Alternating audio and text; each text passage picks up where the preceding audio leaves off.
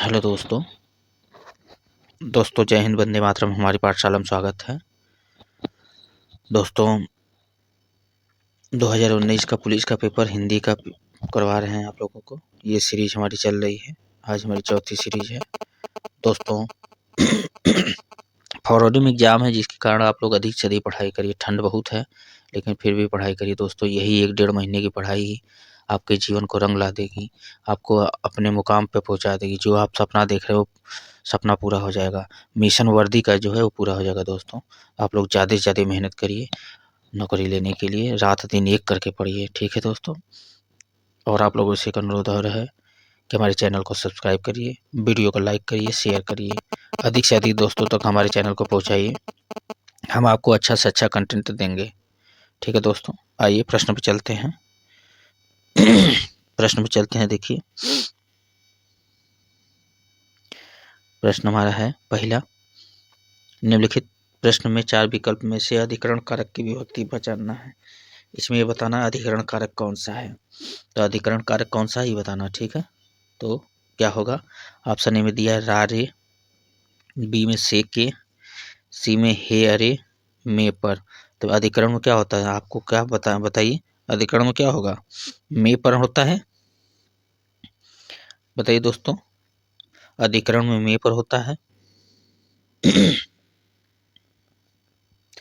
रारी किस में लगता है, रारी संबंध कारक में लगता है। रारी किस में लगता है, ये संबंध कारक का है, संबंध कारक का है, ठीक है। और हे रे कहाँ लगता है, ये संबोधन में लगता है, ये संबोधन में लगता है, ठीक है। तो मे पर हो जाएगा, तो इसका आंसर क्या हो जाएगा, मे पर इसका आंसर डी हो जाएगा, ठीक है। क्या हो जाएगा आंसर, डी हो जाएगा। आंसर क्या हो जाएगा, डी। नेक्स्ट प्रश्न पर देखते हैं। निम्नलिखित प्रश्न में 4 विकल्प में से उस विकल्प का चयन करना है जो बताता है कि कौन सा पुरुषवाचक सर्वनाम का भेद है। पुरुषवाचक सर्वनाम का भेद आपको बताना है, ठीक है। पुरुषवाचक सर्वनाम का भेद बताना है, तो कौन सा पुरुषवाचक सर्वनाम ये बताना है। तो कौन सा पुरुषवाचक सर्वनाम है, देख लीजिए, बताइए कौन सा पुरुषवाचक सर्वनाम है।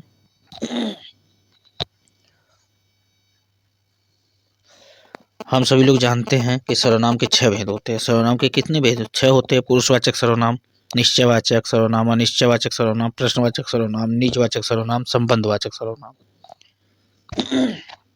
तो पुरुषवाचक के भेद बताइए।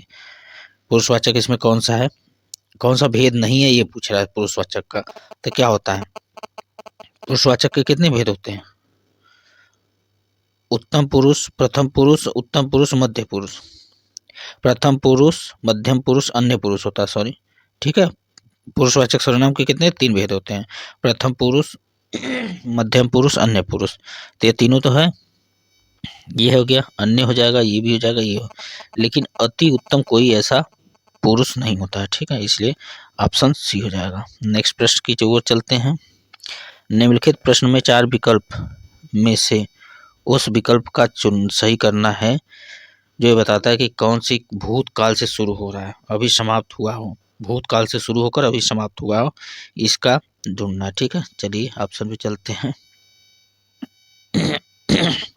ये देखिए आपका ऑप्शन है सामान्य भूतकाल, आसन्न भूतकाल, अपूर्ण भूतकाल, पूर्ण भूतकाल, ये बताना है। तो कौन सा होगा, दी गए विकल्प में कौन सा आंसर हो जाएगा, आसन्न भूतकाल हो जाएगा। क्या हो जाएगा, जो क्रिया अभी शुरू होके खत्म हो रही है उसे आसन्न कहते हैं। पूर्ण में क्रिया खत्म हो गई होगी, अपूर्ण में क्रिया भी आरंभ है। तो सामान्य में क्या है। नेक्स्ट प्रश्न पर चलते हैं। निम्नलिखित प्रश्न में वाक्य के संरचना के आधार पर उसका भेद बताइए। संरचना के आधार पर भेद बताना है। अनु ने देख कर निबंध लिखा, अनु ने क्या किया, देख कर निबंध लिखा, देख कर निबंध लिखा। तो इसका क्या हो जाएगा, ये कौन सी हमारा भेद हो जाएगा संरचना के आधार पर, बताइए। कृदंत क्रिया, नाम धातु क्रिया,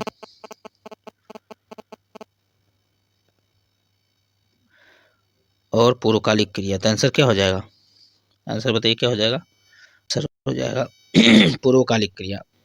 अनु ने देख कर निबंध लिखा, लिखा मतलब काम पूरा हो गया। तो पूर्वकालिक क्रिया का डिफिनेशन क्या होता है? जिस क्रिया का सिद्ध होना किसी दूसरी क्रिया के सिद्ध होने से पहले पाया जाता है और लिंग वचन पुरुष से प्रयुक्त न हो उसे पूर्वकालिक क्रिया कहते हैं।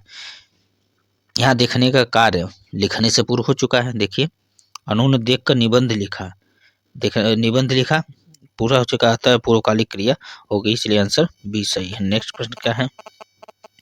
निम्नलिखित प्रश्न में 4 विकल्प दिए गए, जिनमें से उस विकल्प का चयन करें जो दिए गए शब्द का सही स्त्रीलिंग है। प्रबंधकर्ता का स्त्रीलिंग आपको बताना है। प्रबंधकर्ता का स्त्रीलिंग क्या हो जाएगा? प्रबंधकनी नहीं होगा, किन नहीं होगा, प्रबंधकारित कार्ति नहीं होगा, कात्री होगा। जैसे अभिनेता का अभिनेत्री होता है, उसी तरह प्रबंधनकर्ता का प्रबंधन करती होगा। ये आंसर सही हो जाएगा। क्या कौन सा आंसर सही होगा? सी। कौन सा सही होगा? सी। ठीक है। नेक्स्ट, नीचे दिए गए शब्द समूह सही बहुवचन बताना है। इसमें कौन सही वचन है? देखिए, बहुवचन बताना है। नेते कभी आपने पढ़ा लिखा ही नहीं होगा, नेतो भी नहीं लिखा होगा। नेता, नेता है तो खुद एक वचन, ये नेताओं, तो इसमें क्या हो जाएगा? नेताओं भी आपने नहीं देखा होगा। नेता कोई एक पर्सनल के लिए यूज नहीं होता है। नेता किसके लिए यूज होता है? सभी जो नेता होते हैं सब नेता एक बहुवचन शब्द है। ठीक है, अगला प्रश्न की तरफ चलते हैं। इसमें भी बहुवचन बताना है आपको। कौन बहुवचन होगा? लीजिए, बहुवचन बताना है। आप लोग बहुत पढ़े होंगे, लिखे होंगे, फिर भी ऋतुओं कहीं नहीं लिखते। ये नहीं होता, ये भी नहीं होता। ऋतुओं ये लिखा होता, उसके ऊपर चंद्र बिंदु जरूर होती है। ठीक है, अगला प्रश्न है, स्वर रहित व्यंजन जब स्वर सहित व्यंजन से मिलता है तो क्या कहलाता है? स्वर रहित व्यंजन जब स्वर सहित व्यंजन से मिलता है तो क्या कहते हैं? उसे क्या कहेंगे बताइए? स्वर रहित व्यंजन जब स्वर रहित व्यंजन जब स्वर सहित व्यंजन से मिलता है। जैसे आपको कह दिया जाए क को हम स्वर रहित है प्लस इसमें स्वर सहित व्यंजन स जोड़ देंगे तो क्या बनता है? तब देखिए क्या बनता है? क्षत्रिय, क्षत्रिय बनता है। इसी तरह त और र, त में क्या कर दें? स्वर रहित है, र में स्वर सहित कर दें तो क्या बनता है? त्र बनता है। ठीक, तो इसका आंसर क्या हो जाएगा? इसका आंसर हो जाएगा संयुक्त संयुक्ताक्षर हो जाएगा ए। ठीक, अगला प्रश्न है, कौन सा व्यंजन नासिक द्वारा उच्चारित किया जाता है? नासिका द्वारा कौन बोला जाता है? यही प्रश्न पूछा जा रहा है, नासिका द्वारा कौन बोला जाता है। ठीक है, नासिका द्वारा कौन बोला जाता है इसको बताना है।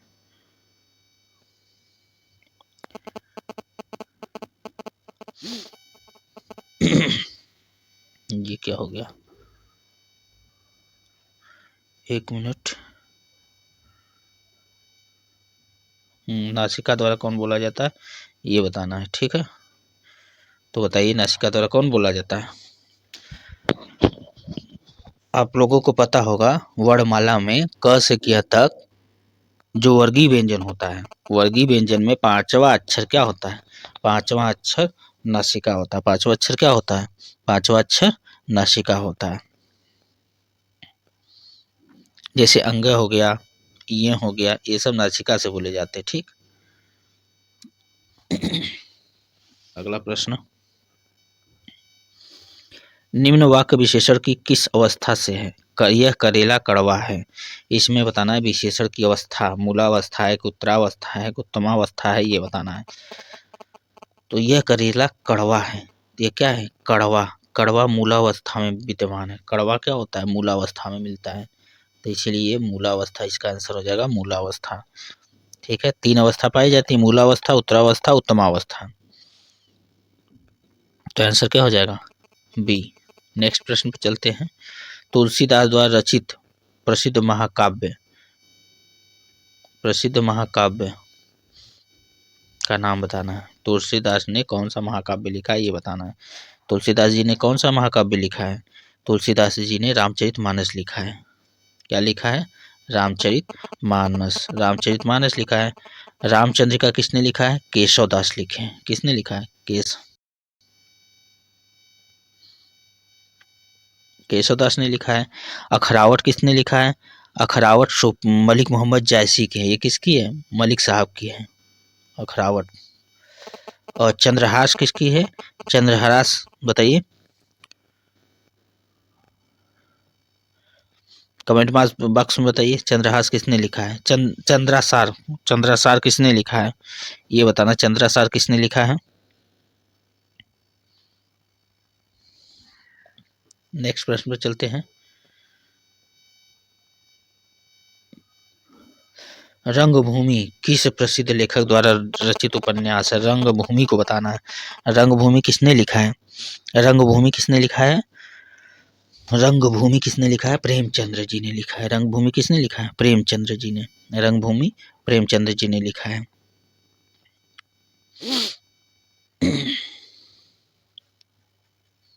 नेक्स्ट प्रश्न पर चलते हैं। इनमें कौन सी जयशंकर प्रसाद की प्रसिद्ध रचना है? जयशंकर प्रसाद द्वारा लिखित रचना को बताना है।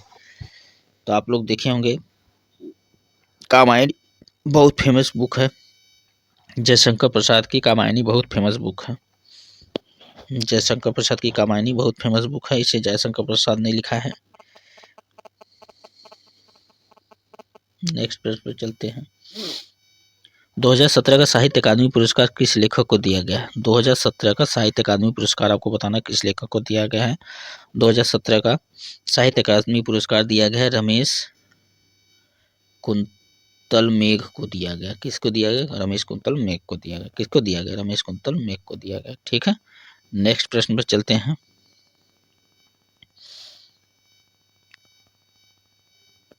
अभी गद्यांश दिया है, इसमें से आपको पढ़ के आंसर बताना है। देखिए हम पढ़ते हैं। पहले प्रश्न को पढ़ा जाता है, प्रश्न को पढ़ने के बाद तब गद्यांश को पढ़ते हैं, उसके बाद इसमें आंसर ढूंढते हैं। चलिए, हमारे में प्रश्न बहुत नीचे होगा। ये रहा, खेलों की दुनिया किसकी चपेट में आ गई? खेलों की दुनिया किसकी चपेट में है? दूसरा पढ़ लीजिए, खेल की अर्थव्यवस्था को बढ़ावा किससे मिला है? और नेक्स्ट पे आ जाइए, बाजार का खेलों पर होने वाले प्रभाव का असर और किस पर दिखाई दे रहा है?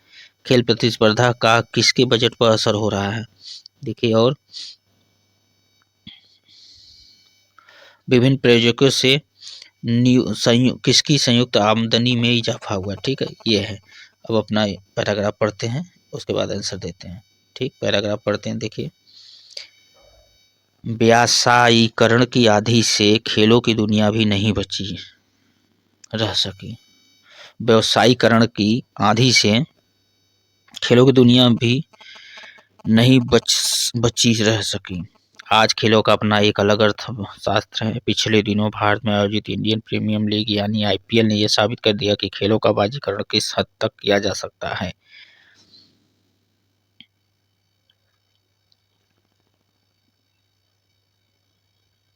आपको एक प्रश्न मिला होगा, खेलों की दुनिया, ये देखिए मिला होगा ना, खेलों की दुनिया।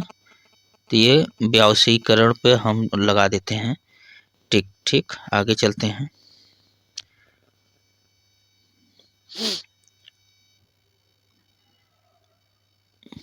अब अलग अर्थशास्त्र है। पिछले दिनों भारत में आयोजित इंडियन प्रीमियर लीग यानी आईपीएल को भी टिक लगाते हैं। आगे चलते हैं।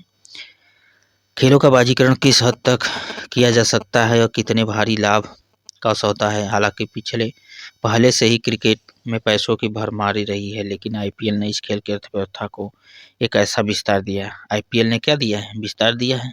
आईपीएल ने खेलों की व्यवस्था को और विस्तार कर दिया है। नेक्स्ट, इसका असर लंबे समय तक बना रहेगा। एक अनुमान के मुताबिक भारत में खेल उद्योग का आकार 10,000 करोड़ रुपया सालाना तक पहुंच गया है। खेलों ने उत्साह का रूप धारण कर लिया है। ये हमारे दिन प्रतिदिन के जीवन को प्रभावित करते हैं। बाजार ने खेलों को एक ऐसे उद्योग में तब्दील कर दिया है कि इससे सामान्य जनजीवन पर असर पड़ने लगा है। मैच के हिसाब से लोग अपनी दिनचर्या तय करने लगे हैं। क्रिकेट के अलावा अगर देखें तो भारत में भी अन्य खेलों में पैसों का दखल बढ़ा है। 2008 बीजिंग में संपन्न ओलंपिक ने भी यह साबित कर दिया कि खेलों की अपनी एक अलग अर्थव्यवस्था है और भूमंडलीकरण के इस दौर में इसकी उपेक्षा नहीं की जा सकती है। बहरहाल अब हालात ऐसे हो गए हैं कि खेल प्रतिस्पर्धाएं कई बहुराष्ट्रीय कंपनियों के बजट पर असर डालने लगा है। इस बात में किसी को भी संदेह नहीं होना चाहिए कि खेलों ने एक उद्योग का स्वरूप ले लिया है। बहरहाल इस बार के बीजिंग ओलंपिक के 12 मुख्य प्रायोजक थे। इसमें कोडक जैसी कंपनी भी शामिल रही, जिसने आधुनिक खेलों का साथ 1896 से ही दिया है। इसके अलावा ओलंपिक के बड़ी प्रायोजक में कोका कोला भी था, जो 1928 से ओलंपिक के साथ जुड़ी हुई है। इस 12 मुख्य प्रायोजकों से आयोजकों की संयुक्त आमदनी 866 मिलियन डॉलर तक पहुंच गई। खेलों की दुनिया किसकी चपेट में आ गई, पहला प्रश्न है। देखिए, हमने कहा था ना, खेलों की दुनिया किसकी चपेट में आ गई, व्यवसायीकरण हो गया, तो इसका आंसर क्या हो जाएगा, व्यवसायीकरण पे चल जाएगा। आंसर क्या हो जाएगा, व्यवसायीकरण पे। ठीक है, नेक्स्ट प्रश्न की बात करते हैं। नेक्स्ट प्रश्न में चलते हैं। खेलों की अर्थव्यवस्था को बढ़ावा किससे मिला है? खेलों की अर्थव्यवस्था को बढ़ावा देखिए, आईपीएल से मिला है। किससे मिला है? आईपीएल से। ठीक, खेलों को बढ़ावा किससे मिला है? आईपीएल से। नेक्स्ट प्रश्न पर चलते हैं। देखिए, बाजार का खेलों पर होने वाले प्रभाव का असर किस पर दिखाई दे रहा है? बाजार पर जो खेलों का असर किस पे दिखाई दे रहा है, ये बताना है। तो किस पे दिखाई दे रहा है? आम लोगों पर दिखाई दे रहा है। किस पे दिखाई दे रहा है? आम लोगों पर। किस पे दिखाई दे रहा है? आम लोगों पर। नेक्स्ट प्रश्न पे चलते हैं, तो ऑप्शन क्या हो जाएगा? सी हो जाएगा। नेक्स्ट प्रश्न पे चलते हैं। खेल प्रतिस्पर्धाओं का किसका बजट पे असर पड़ रहा है? खेल प्रतिस्पर्धा पर बजट किस पे पड़ रहा है? आम जनजीवन पे पड़ रहा है, कि बहुराष्ट्रीय कंपनियों की, राष्ट्रीय कंपनी की, राजनीतिक लोगों पर? खेल प्रतिस्पर्धा किसके बजट पर असर हो रहा है? तो यहाँ पे बहुत राष्ट्रीय कंपनियां ज़्यादा से ज़्यादा इसमें भाग लेती है, तो इसका आंसर क्या हो जाएगा? ये।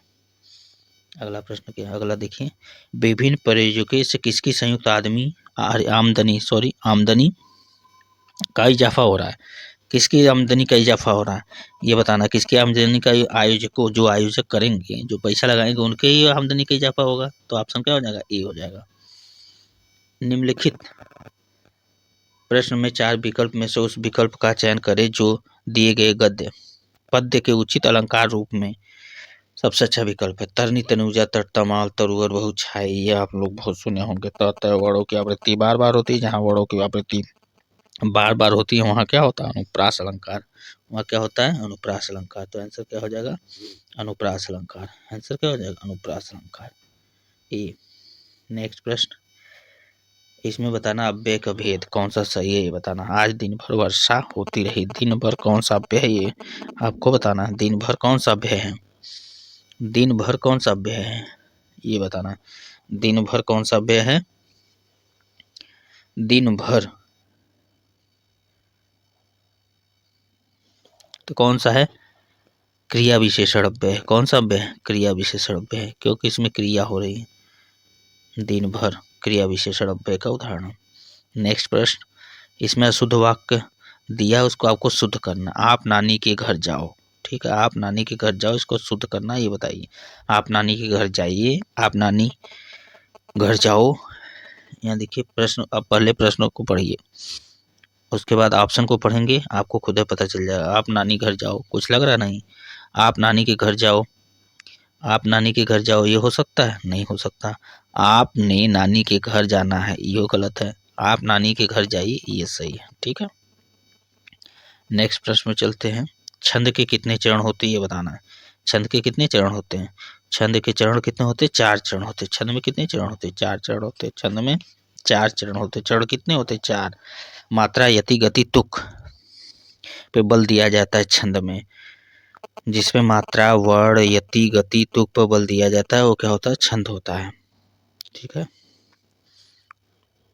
छंद को ही काव्य कलेवर कहा जाता है। शरीर तथा रस की काव्य की आत्मा कहा जाता है छंद को। नेक्स्ट प्रश्न की बात करते हैं। मुहावरा दिया है, और अर्थ सही बताना। गीदड़ भभकी का अर्थ बताना। मुहावरे में गीदड़ भभकी का अर्थ क्या होगा?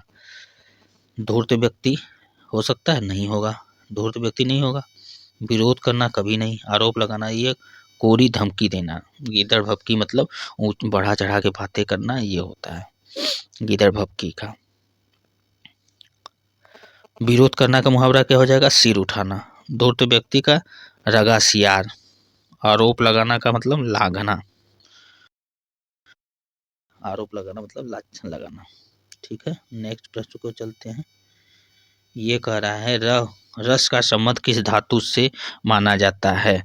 रस का संबंध किस धातु से माना जाता है? श्री धातु। ये संस्कृत में श्री धातु से माना जाता है रस का संबंध। रस का संबंध किससे माना जाता है? श्री धातु का माना जाता है। श्री धातु का अर्थ क्या होता है? बहते जाना, अर्थात जो भाव कविता के साथ बह रहा हो उसे रस कहते हैं। ठीक है, नेक्स्ट प्रश्न पे है वाक्य परिवर्तन करना है। यहाँ हाथी ने केला खाया को कर्मवाच्य में बदलना है। तो इसका आंसर क्या हो जाएगा? हाथी ने केला खाया का कर्मवाच्य, कर्मवाच्य बनाएंगे तो क्या होगा? हाथी द्वारा केला खाया गया। ये आंसर सही होना चाहिए। हाथी द्वारा केला खाया गया, ये भी नहीं होगा, ये भी नहीं होगा, ये भी नहीं होगा, ये सही हो जाएगा। कौन सा सही होगा? सी, हाथी द्वारा केला खाया गया। ठीक है, नेक्स्ट,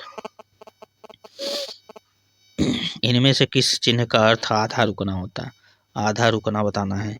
40 में आधा रुकना का मतलब क्या होता है? अल्प विराम। देखिए ये अल्प विराम है, ये अल्प विराम है। ठीक है, ये पूर्ण विराम है, ये पूर्ण विराम है, ये विस्मयादि बोधक है, ये अर्ध विराम है। ठीक है, तो आंसर क्या हो जाएगा? ए।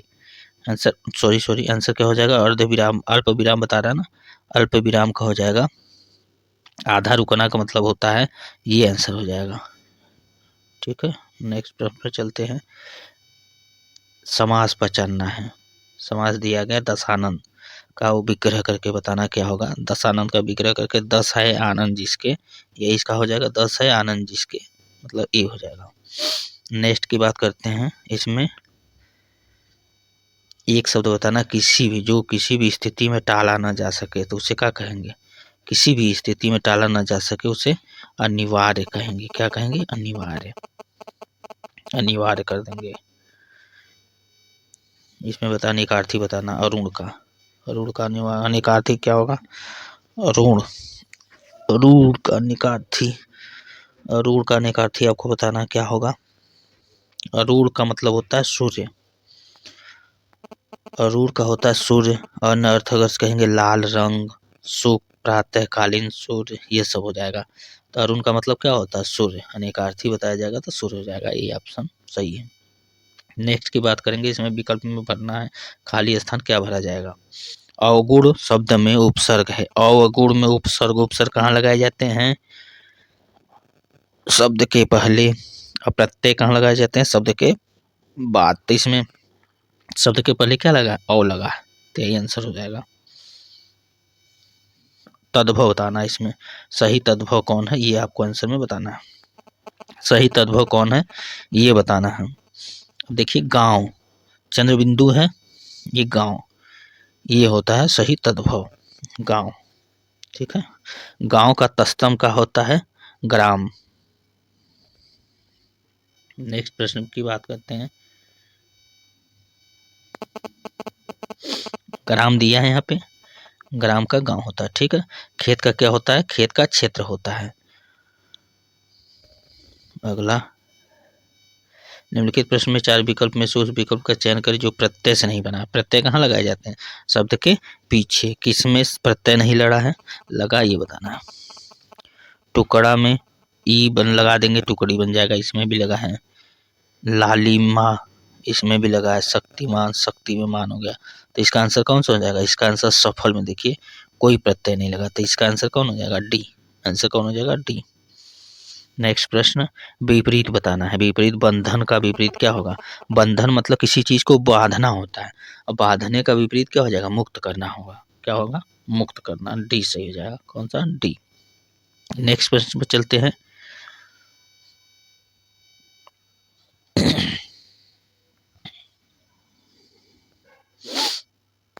अगला प्रश्न है, आपको बताना है संधि विच्छेद। संधि, सुक्ति का संधि विच्छेद क्या होगा? सुक्ति, सुक्ति का क्या होगा? सु प्लस उक्ति होगा, सु प्लस उक्ति होगा। तो ये पहला ऑप्शन सही है, और ये गलत है, ये भी गलत है, ये भी गलत है। नेक्स्ट प्रश्न देखते हैं। धर्मात्मा का संधि विच्छेद क्या होगा? धर्मात्मा का संधि विच्छेद क्या होगा? धर्म, ये देखिए धर्म प्लस आत्मा, ये सही होगा। धर्म प्लस आत्मा, कौन सा सही होगा? धर्म प्लस आत्मा, बी। कौन सा सही होगा? बी। नेक्स्ट प्रश्न पे चलते हैं, आखिरी प्रश्न है आज का। निम्नलिखित प्रश्न में 4 विकल्प में से उस विकल्प का चयन करें जो दिए गए शब्द का सही समानार्थी बताना है। कौशल का, कौशल का क्या होगा? समानार्थी। कौशल मीन्स दक्षता होती है, तो समानार्थी सही क्या हो जाएगा, दक्षता हो जाएगा। ठीक है, इस प्रकार से आपका 37-38 जो हिंदी की यूपी पुलिस में आने वाले प्रश्न है आज पूरे हुए। आप लोगों से अनुरोध है कि आप लोग हमारे वीडियो को अधिक से अधिक शेयर करिए। ठीक है दोस्तों, जय हिंद दोस्तों।